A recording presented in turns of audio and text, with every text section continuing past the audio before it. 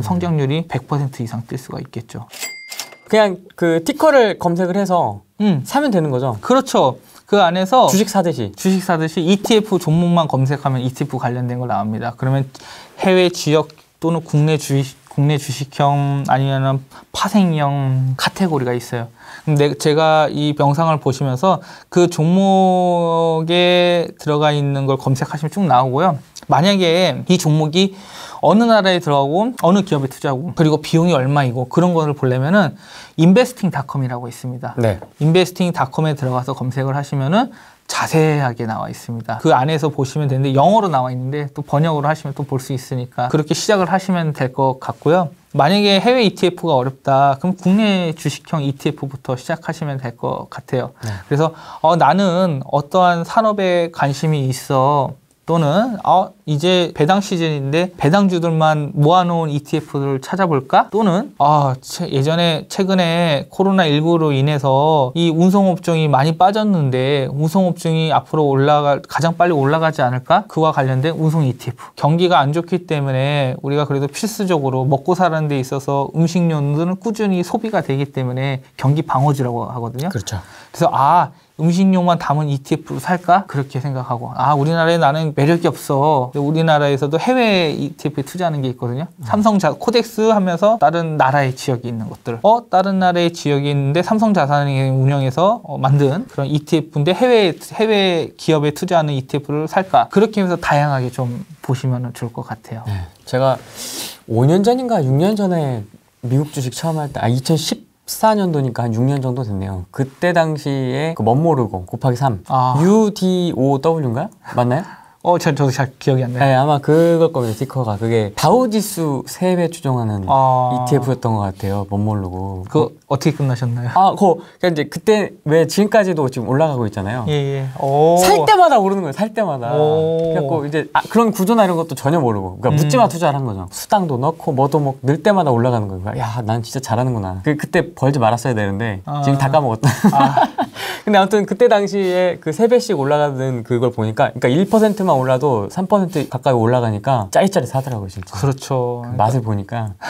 근데 ETF가 기업 투자랑 비슷한 부분들이 있는 게 배당도 받을 수 있잖아요. 내가 들어가 있는 ETF 안에 그 기업들이 배당 성향이 높은 기업들이 있을 수 있잖아요. 배당 성향이 높은 ETF들. 그런 종목들만 또 찾을 수 있거든요. 그런 종목들을 하면서 매년마다 연말 배당 받고 그리고 기업이 성장하다 보니까 기업의 가치는 올라가니까 ETF의 가격도 올라가고 그럼 두 마리 토끼를 다 잡을 수가 있겠죠. 앞으로에 대한 흐름이 정말 어떻게 될지는 잘은 모르겠지만 저도 일단 제가 이제 주목한 ETF 있다가 말씀을 드릴 기회가 있으면 말씀드리겠지만 일단 제일 중요한 거는 그 기업들을 내가 장기적으로 보는 관점이 있다면은 장기적으로도 항상 몰빵으로 하지 마시고요. 내 여유져 있는 것은 분할을 해가지고 계속 놓으면은 장기는 성장성은 항상 그 회사 가치를 계속 부여를 받는 거죠. 기업의 가치는 성장성이거든요. 기존에 있던 하나의 사업만을 가지고는 이 똑같은 그 돈만 벌게 되면 회사는 재무적으로 성장할 수가 없잖아요. 다른 사업을 통해 가지고 부가가치를 더 창출하고 내가 이 시장에서 이 산업에서 독점적 지위를 가져가지고 이게 만약에 상용화가 되고 했었을 때 그러면 난 더 큰 회사의 가치를 받을 수 있는 거잖아요. 그런 산업군들이 무엇인지를 생각하는 게 제일 중요합니다. 그리고 나서 그 안에서 산업에서 어떤 기업이 다른 기업보다 더 경쟁력이 있는지를 찾아내야 되는 겁니다. 근데 그것까지 하는 데 있어서 시간 소요가 많이 들어가요.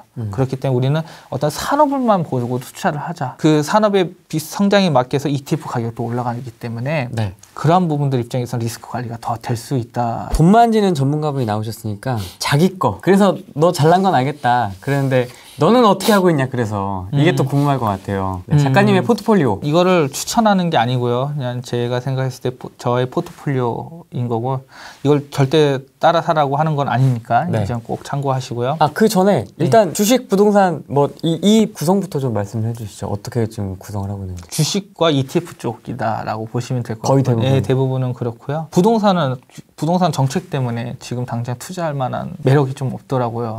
그래서 결국은 지방 쪽을 투자를 해야 되는데 지방이 아직 괜찮은 부동산 물건을 잘 모르겠습니다. 제가 잘 아는 분야를 더 투자하는 게 좋은 것 같고요. 그렇죠. 예, 그렇죠. 그렇기 때문에 일단 주식과 ETF 쪽이다 보시면 될 것 같고요. 일단 ETF 쪽은 관심 있는 거는 타이거 2차전지 테마입니다. 역시 2차전지. 예, 2차전지를 왜 제가 관심을 갖냐면은 제가 사실 2016년, 2015년인가요? 2015년 9월인가요? 좀 확실히 기억 안 나요. 폭스바겐 배기가스 사태가 발생했었어요. 아, 네. 폭스바겐 배기가스 사태가 발생하고 나서부터 그때부터 저는 2차전지 공부를 하기 시작했어요.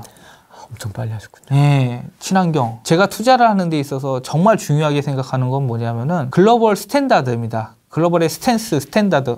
이 세계 시장은 어떠한 부분들에 대해서 정부 정책이 집중을 하고 있다. 앞으로 어떤 것들을 더 많이 예산 투자를 하고 추경을 하고 또는 이런 보조금 지급을 하고 육성 정책이 무엇인지가 제일 중요하다고 생각을 해요. 그게 바로 중국, 미국, 유럽 가장 큰 거대 시장이라고 생각하거든요. 그 세계 3대 시장은 친환경 쪽으로 가는 게 결국 스탠스입니다. 근데 이 경우가 또 부각받았던 게 바로 작년인가요? 재작년인가요? 미세먼지 때문에 또 한국 미세먼지 때문에 환경이 더 부각이 됐어요. 4만 3이라고 했었어요. 3일은 춥고 4일은 미세먼지. 네.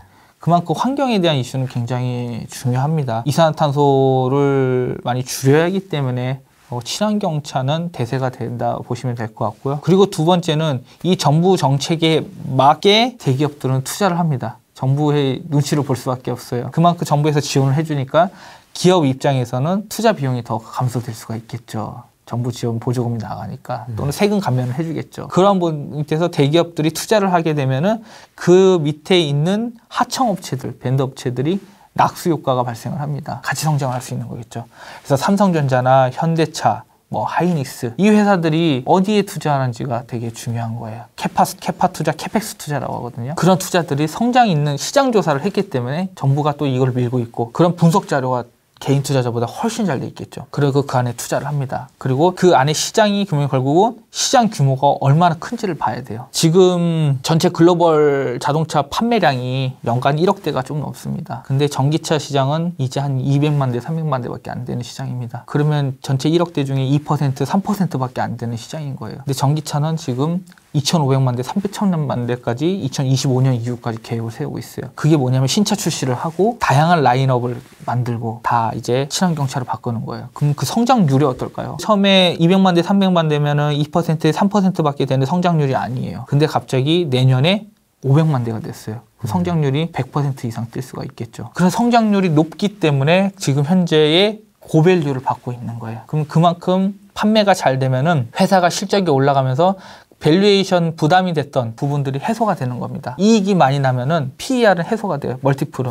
왜냐하면 주당 순이익이 올라가기 때문에. 그렇죠. 근데 그 시장 규모가 얼마나 큰지를 알아야 돼요. 우리가 만약에 성숙기 시장 같은 경우에 지금 현재 전기차가 5천만 대라고 생각해봐요. 근데 이제 전기차를 더 이상 안 한다고 하고 한 5,500만 대까지만 하겠다. 2010년까지, 2030년까지. 5년 동안에 이제 500만 대 정도 년마다 한 100만 대씩 하는 거예요. 그 5천만 대에서 100만 대면 성장률 2%밖에 안 됩니다.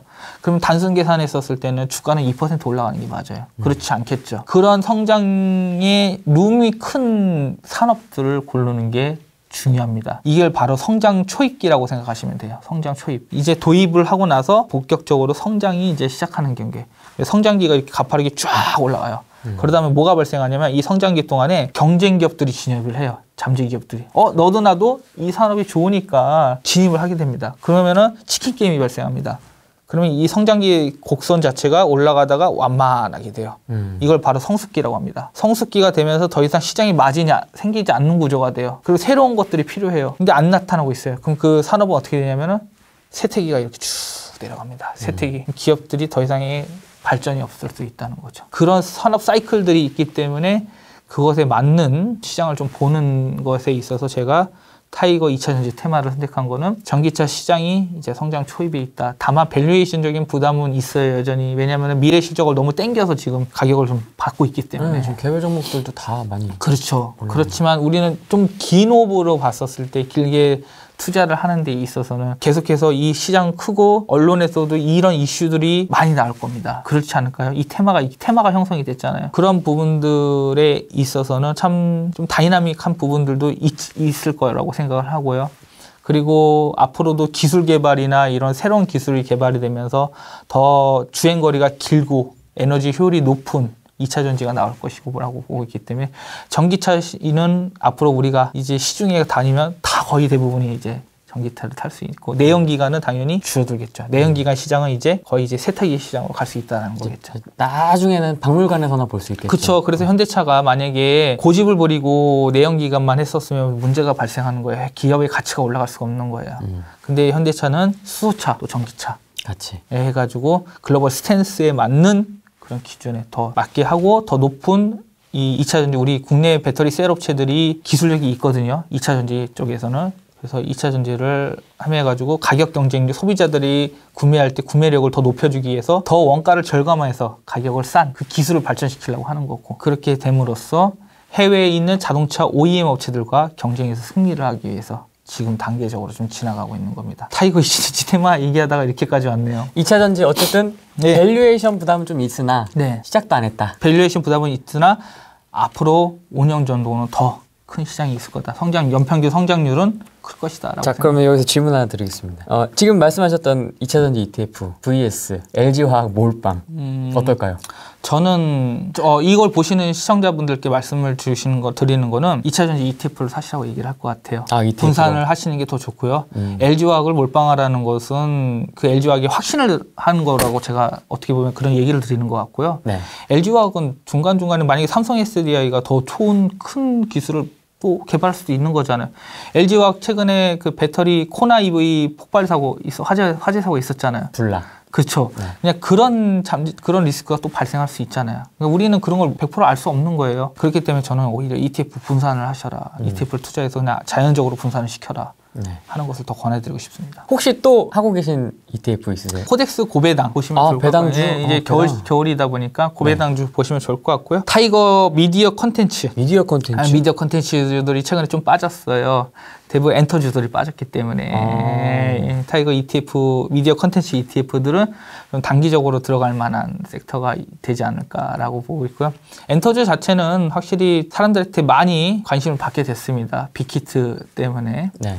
그러한 부분에 대해서 한류 열풍을 좀 계속 불러일으키고 있는 상황인데 일단 재료 소멸이 되면서 주가가 많이 빠졌어요. 가격적인 메리트가 생겼다라는 생각이 들고요. 그다음에 코덱스 필수 소비재 ETF도 보시면 좋을 것 같습니다. 코덱스 필수 소비재 같은 경우에는 코로나19가 장기화됐었을 시에 대한 대비 수단이 될 것 같고요. 필수 소비재라는 것은 우리가 흔히 말해서 실생활에서 먹어야 되는 그런 재화들을 얘기합니다. 그런 재화들에 대해서 편입이 된 ETF다. 음식료가 많이 편입이 돼 있죠. 하나 더 말씀드리면 코덱스 미국 달러 선물 ETF, 달러 가치가 많이 떨어졌죠. 많이 빠졌죠. 달러에 대한 부분들도 지금 상황에서는 한 번 더 들어갈 만한 위치가 되지 않았나라고 생각을 합니다. 타이거 2차 전지 vs 미국 2차 전지 ETF 어디가 좋을까요? 저는 타이거 2차 전지 하겠습니다. 이유는 뭡니까? 국내 배터리 셀 업체들은 다른 글로벌 배터리 셀보다는 현재 기술적 우위가 있습니다. 있다. 미국의 2차 전지보다는 현재 우리의 경쟁 기업은 중국의 CATL이거든요. CATL이 이제 캐파 투자를 공격적으로 할 건데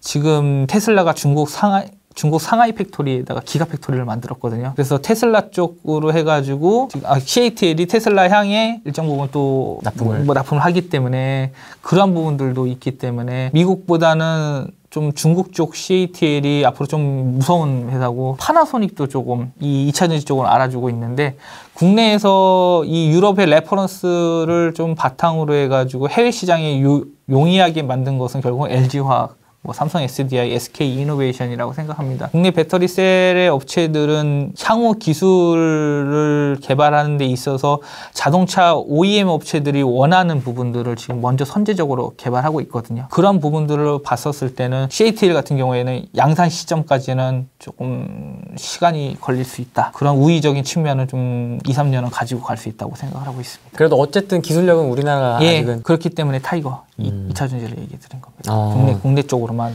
편입이 되기 때문에요. 지금 말씀해 주신 것들 작가님도 지금 하고 계세요? 저도 보면서 하고 있고 그렇죠. 비중은 어떻게 좀 갖고 가세요? 비중? 현재 지금 투자하고 있는 ETF 종류들의 비중.